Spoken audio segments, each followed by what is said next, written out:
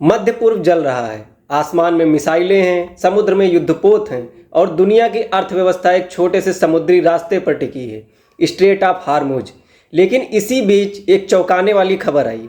America के राष्ट्रपति Donald Trump ने दुनिया से कहा, आओ इस रास्ते को खोलने में मदद करो। यह क्या है? उन्होंने नाटो को भी चेतावनी दी और चीन पर भी दबाव डाला। अब सवाल उठ रहा है, क्या दुनिया की सबसे बड़ी ताकत कही जाने वाली अमेरिका अब दूसरों से मदद मांग रही है, या ट्रंप पूरी दुनिया को इस युद्ध में घसीट रहे हैं?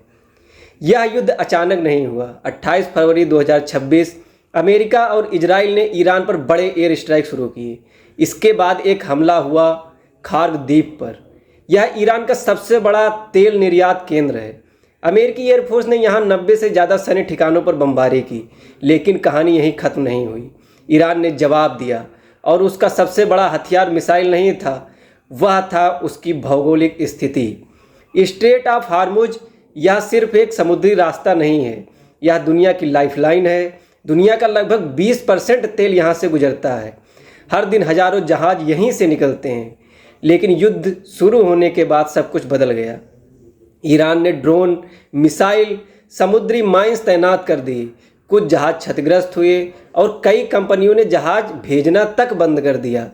अचानक दुनिया की ऊर्जा सप्लाई खतरे में पड़ गई। तेल की कीमतें तेजी से बढ़ने लगी, गैस की आपूर्ति बाधित होने लगी। हर जगह तेल और गैस के दाम आसमान छूने लगे। यहीं से ट्रंप की रणनीति शुरू होती है। उन्होंने कहा, जो देश इस रास्ते से तेल लेते हैं उन्हें इसकी सुरक्षा में हिस्सा लेना चाहिए। उन्होंने नाटो को चेतावनी दी, अगर सहयोग नहीं मिला तो नाटो का भविष्य बहुत बुरा हो सकता है। लेकिन इससे भी बड़ा कदम था चीन पर दबाव, क्योंकि दुनिया में सबसे ज़्यादा तेल आयात करने वाला देश चीन है और उस तेल का बड़ा हिस्सा इसी रास्ते से आता है। यानी ट्रंप का संदेश था, अगर तुम्हें तेल चाहिए तो आकर सुरक्षित भी करो, फ्री में मत खाओ, फ्री में मज़े मत उड़ाओ। अब दुनिया में बहस शुरू हो गई। कुछ लोग कहते हैं अमेरिका कमज़ोर हो गया, लेकिन कई विशेषज्ञ कहते हैं यह कमजोरी नहीं, रणनीति है। क्योंकि अगर अमेरिका अकेले युद्ध करता है तो पूरी जिम्मेदारी उसी पर आएगी। लेकिन अगर नाटो, यूरोप, एशिया के अधिकतर देश, चीन सब इसमें शामिल हो जाते हैं तो यह युद्ध वैश्विक मिशन बन जाएगा। अमेरिका के सामने असली समस्या क्या है?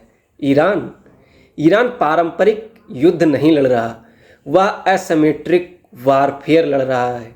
छोटे ड्रोन, छोटी नौकाएं, समुद्री माइंस, इनसे वह बड़े युद्धपोतों को भी खतरे में डाल सकता है। यानी समुद्र में युद्ध बहुत महंगा और खतरनाक होगा। तो असली सवाल अभी भी वही है, क्या ट्रंप मदद मांग रहे हैं या ट्रंप दुनिया को इस युद्ध में घसीट रहे हैं? एक बात तो साफ है, इस समय दुनिया की किस्मत एक छोटे से समुद्री रास्ते पर टिकी है। अगर हार्मुज खुला तो शायद संकट टल सकता है, लेकिन अगर यह पूरी तरह बंद हुआ तो यह सिर्फ मध्य पूर्व का युद्ध नहीं रहेगा, यह दुनिया की अर्थव्यवस्था और राजनीति को बदल कर रख देगा।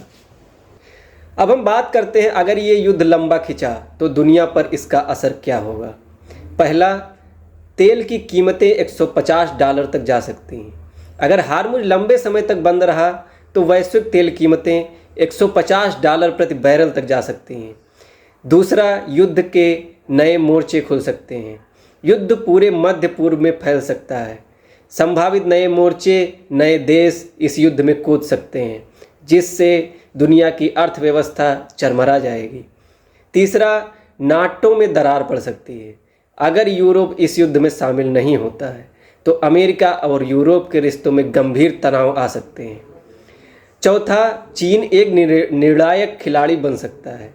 अगर चीन ईरान पर दबाव डालता है तो युद्ध जल्दी खत्म हो सकता है, लेकिन अगर नहीं तो संकट लंबा चलेगा। पांचवा, यह युद्ध वैश्विक आर्थिक संकट बन सकता है।